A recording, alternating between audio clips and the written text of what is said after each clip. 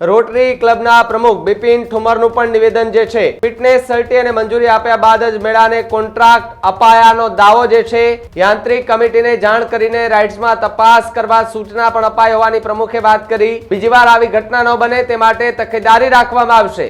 બેદરકારી રાઇડની આયોજક પણ અમારે યાંત્રિક કમિટી તથા મામલતદાર સાહેબ અને કલેક્ટર સાહેબમાંથી તમામ મંજૂરી અમે લીધેલી છે અને ફિટનેસ સર્ટી આવ્યા પછી જ જે મેળાનો અમે કોન્ટ્રાક્ટ જેને સંચાલન માટે આપેલો છે સંસ્થા તરફથી, ત્યાર પછી જ અમે એને ચાલુ કરવા માટેનું કીધેલું છે। ભાઈ જે ખામી હોય કે જે પણ જરા પણ લાગશે તો અમે તરત એને નિવારશું અને જે આગળ જતા આવું જે થયું કરવાનું કારણ કે ભાઈ સંજોગો સાથ થયું કે જે ગણીએ પણ એવું બીજી વાર ન થાય અને તમામ અત્યારે કામે લગાડ્યા છે અમે કે બધું ચેક કરો।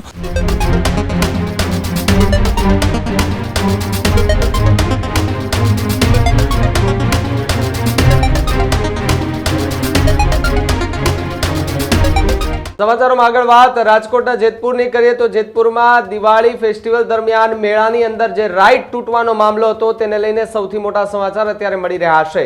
જેતપુર દીપાવલી ફનફેર મેળામાં રાઇડ તૂટવા મામલે સૌથી મોટું નિવેદન જે છે તે અત્યારે મામલતદાર સહિતનાઓનું આવી રહ્યું છે સામે।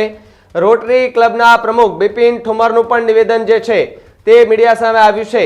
ફિટનેસ સર્ટી અને મંજૂરી આપ્યા બાદ જ મેળાને કોન્ટ્રાક્ટ અપાયાનો દાવો જે છે તે કરવામાં આવી રહ્યો છે। યાંત્રિક કમિટીને જાણ કરીને રાઇડ્સમાં તપાસ કરવા સૂચના પણ અપાઈ હોવાની પ્રમુખે વાત કરી। બીજી વાર આવી ઘટના ન બને તે માટે તકેદારી રાખવામાં આવશે તેવી વાત અને તેવો દાવો પ્રમુખે કર્યો છે। રાઇડ્સની તમામ જવાબદારી રાઇડ સંચાલકોની હોય છે, સાથે જ તમામ પ્રકારની મંજૂરી તેને એ જાતે લેવાની હોય છે તેવી વાત પણ પ્રમુખે કરી છે। બીજી તરફ ઈજાગ્રસ્ત દંપતીને તમામ પ્રકારની સારવાર જે છે તે આપવામાં આવી રહી હોવાના એ દાવા જે છે તે પ્રમુખે કર્યા છે। પોલીસ, મામલતદાર, નાયબ મામલતદારની ટીમો એ હાલ ઘટના સ્થળે પહોંચી છે તો બીજી તરફ ઇન્ચાર્જ મામલતદારનું ઘટના સ્થળે પહોંચીને નિવેદન સામે આવ્યું છે। ઘટના બાદ જ પોલીસને મેળો બંધ કરાવવા માટેની સૂચના મળી હોવાની મામલતદારે વાત કરી છે। હાલ મેળાની તમામ રાઇડ્સ બંધ કરી દેવા માટેની સૂચના પણ અપાઈ હોવાની વાત મામલતદારે કરી છે। યાંત્રિક કમિટી દ્વારા તમામ રાઇડ્સો ચેક કરવામાં આવશે। ઘટના બન્યા પછી ચેક કરવામાં આવશે। રાઇડ્સ ફરી શરૂ કરવા એ લાગતા વળગતા વિભાગના અભિપ્રાયો પણ લેવા પડશે। સાથે જ મીડિયા દ્વારા દુર્ઘટનાની જાણ થઈ હોવાની વાત મામલતદારે સ્વીકારી છે। સંસ્થાના તરફથી કોઈ પણ જાણ ન કરવામાં આવી હોવાની વાત મામલતદાર દ્વારા કરવામાં આવી છે। તૂટેલ રાઇડ્સ ફરી રિપેરિંગ કામ કરી અને લગાડી દેવામાં આવતા હોવાનો દાવો મામલતદારે કર્યો છે। યાંત્રિક કમિટીની ટીમ એ તપાસ કરીને એ અહેવાલ તે આપશે તેવી વાત મામલતદાર દ્વારા કરી। રાઇડ સંચાલકો અને આયોજકોની બેદરકારીથી પ્રાથમિક દ્રષ્ટિ ગણી શકાય તેવી વાત મામલતદારે કરી છે। જેતપુરની અંદર દિવાળી ફનફેર મેળામાં જે દુર્ઘટના સર્જાઈ હતી, બે દંપતીને ગંભીર ઈજાઓ પહોંચી હતી, તેમને સારવાર કરાવવા માટે હોસ્પિટલ લઈ જવામાં આવ્યા હતા। જેતપુર બાદ એને સીધા જુનાગઢ ખાતે રિફર કરી દેવામાં આવ્યા। સવાલ અહીંયા એ ઉભો થઈ રહ્યો છે કે મામલતદાર કરી રહ્યા છે કે ભાઈ મીડિયાના માધ્યમથી અમને જાણ થઈ હતી, પોલીસ એવું કહી રહ્યા છે કે ભાઈ અમને રાઇડ્સ આ બધું તૂટ્યું, પછી થોડી ક્ષણો પછી ફોન આવ્યો એટલે અમે પહોંચ્યા। બીજી વાર આવી ઘટના ન બને તેને લઈને ધ્યાન રાખવામાં આવશે। ઘટના બની ગયા પછી બધામાં તપાસ થાય, પરંતુ એ પહેલા જ્યારે રાઇડ્સ લગાડવામાં આવતી હતી તે દરમિયાન કોઈએ આ રાઇડ્સ ચેક નહીં કરી હોય અને મામલતદારે એવું કીધું કે ભાઈ રિપેરિંગ કરી અને પછી આ રાઇડ્સ લગાડવામાં આવી હતી। તો જે લોકો પરમિશન આપે છે, જે લોકો તપાસ કરવા માટે જાય છે, જે રાઇડ્સનું ચેકિંગ કરે છે, એને તૂટેલી રાઇડ્સ નહીં દેખાણી હોય, એને રિપેરિંગ કરેલી રાઇડ્સ નહીં દેખાણી હોય, ચશ્મા નહીં પહેર્યા હોય। જો ચશ્મા પહેર્યા હોત તો કદાચ આજે બે દંપતી છે ઇજાગ્રસ્ત ન થયા હોત, મેળો શાંતિપૂર્ણ રીતે ચાલતો હોત। આજે મેળો પણ બંધ છે, રાઇડ્સો પણ બંધ છે ને લોકોની અવરજવર પણ બંધ કરી દેવામાં આવી। સવાલો અનેક ઉભા થઈ રહ્યા છે, ત્યારે પ્રમુખ અને ઇન્ચાર્જ મામલતદાર શું કહી રહ્યા છે આવો એમને સાંભળીએ। કાલે રાત્રે મને તમારા મીડિયાના મિત્રોના માધ્યમથી જ મને કોલ આવ્યો કે આવો, એટલે મેં મારા ડિઝાસ્ટર સેન્ટરમાં પૂછ્યું કે આપણે આવી કાંઈ જાણ છે? અમારે ડિઝાસ્ટર સેન્ટરમાં એવી જાણ નહોતી। આંધણાભાઈ પાછી મેં વાત કરી હકીકત શું છે, એમણે કીધું કે મારા સ્ટાફને ને અમે હોસ્પિટલ પહેલાં તપાસ કરી અને પોલીસને કીધું કે ભાઈ શું હકીકત છે, તમે હકીકતલક્ષી અહેવાલ કરો। એટલે પીઆઈનો ફોન ના રિપ્લાય આવ્યો એટલે મેં પોલીસ સ્ટેશનમાં ફોન કર્યો, મારા માણસને હોસ્પિટલ મોકલ્યા। એ દરમિયાન એક બેન અને એક ભાઈને ઈજા થઈ હતી।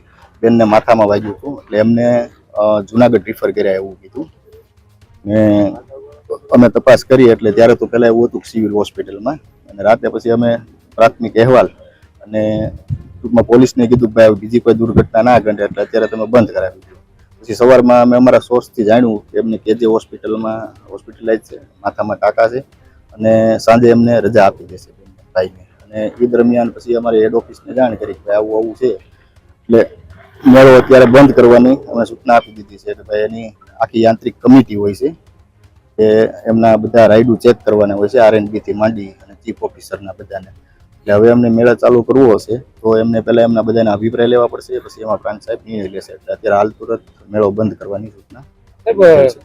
સંસ્થા તરફથી કેમ કોઈ જાણ કરવામાં ન આવી આવડી મોટી ઘટના બની? એ સંસ્થા અમને પણ તમારા મીડિયાના માધ્યમથી જ જાણ થઈ, એટલે સંસ્થાવાળાને એ જ કીધું કે આ તો કાલે સવારે તો અમને તો જાણ થાય ત્યારે જ ખ્યાલ આવે, એટલે પોલીસ ને અમને મીડિયાના માધ્યમથી જ અમને જાણવા મળ્યું એટલે તરત અમે એક્શનમાં આવ્યા. ગઈકાલ રાત 12 વાગ્યાની ઘટના, તમે અત્યારે 12 વાગ્યાને તપાસમાં આવ્યા, આ કઈ રીતનો નિયમ? અમારે સવારે પહેલા અમે બધા અમારા અહેવાલો જે કરવાના હોય, કારણ કે અમારે અહેવાલો કરવાના હોય, પછી દિવાળીની રજા મારો સ્ટાફ કોઈ હતો નહીં, એટલે મારે એક બેન હાજર હતા એમને મેં મોકલા. એ દરમિયાન આપ લોકો ઓફિસ આવ્યા હતા, એટલે એ તો આવ્યા હતા. પોલીસને અમે કાર્યરત કરી દીધી, ચીફ ઓફિસરને, અને ખાસ તો યાંત્રિક વાળાને પહેલા મોકલવા પડે.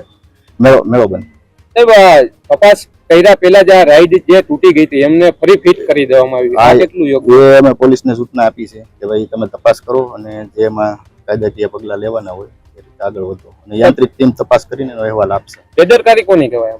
બેદરકારી રાઈડની ને આયોજકોની.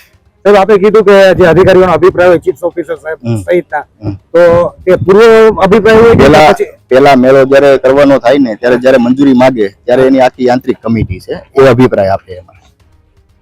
હા, મેળાની મંજૂરી આપે એટલે ત્યારે આ લોકોનો અભિપ્રાય છે, બધા અધિકારીઓ અભિપ્રાય છે, યાંત્રિક કમિટી આખી છે એનો અભિપ્રાય છે. સાહેબ, બીજી એક વાત કરી છીએ કે આપણે જે અધિકારી હોય, જેમ કે તમે મામલતદાર સાહેબ જે ચાર્જમાં છો, તો અધિકારી હોય મામલતદાર સાહેબ જે એને 24 કલાક પોતાનું જે હેડક્વાર્ટર હોય, હા, હેડક્વાર્ટરમાં જ રહેવાનું જ હોય. તો સાહેબ આપ હેડક્વાર્ટર જતા? હું, મારું છેલ્લું ગામ છે, મારું વતન અમરેલી છે, અને વડિયા મારા રિલેટિવ છે, એટલે હું ત્યાં જતો હેડક્વાર્ટરની નજીક ચારણિયામાં. ચારણિયા મારા સંબંધીઓ, ચારણિયા મારું છેલ્લું ગામ છે, ત્યાં મારા મામાના દીકરા રહે છે, એટલે મારે મસ્ત ચાર્જ હતો એટલે ફરવાના બધા પ્લાન કેન્સલ જ કર્યા હતા, કારણ કે મેળો છે એ દર વખતે અહીંયા થોડો સેન્સિટિવ હોય છે.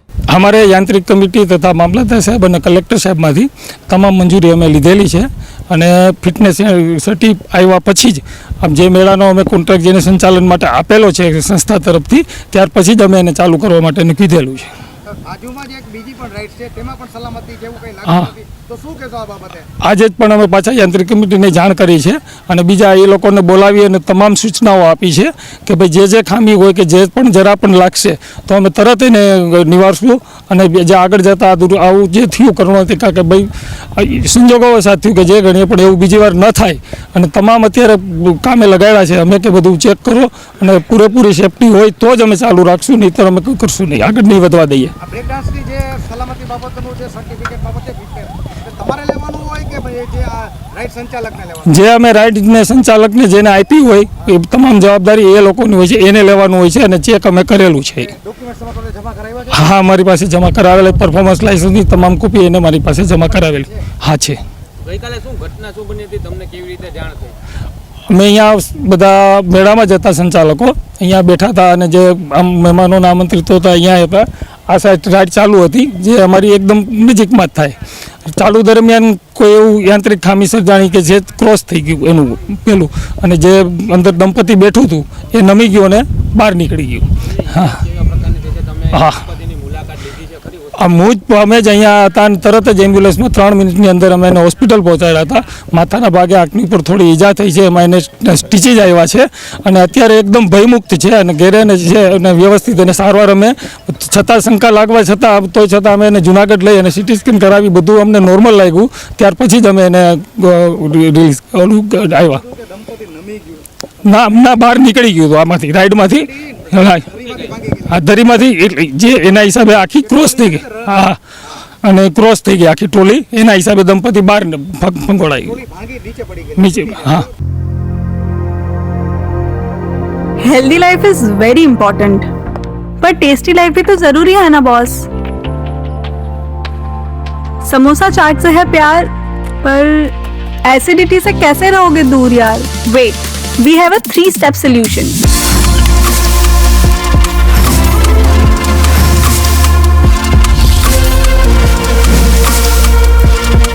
विट्रिशियन ओरल स्ट्रिप, क्योंकि टेस्टी लाइफ भी तो जरूरी है ना बॉस.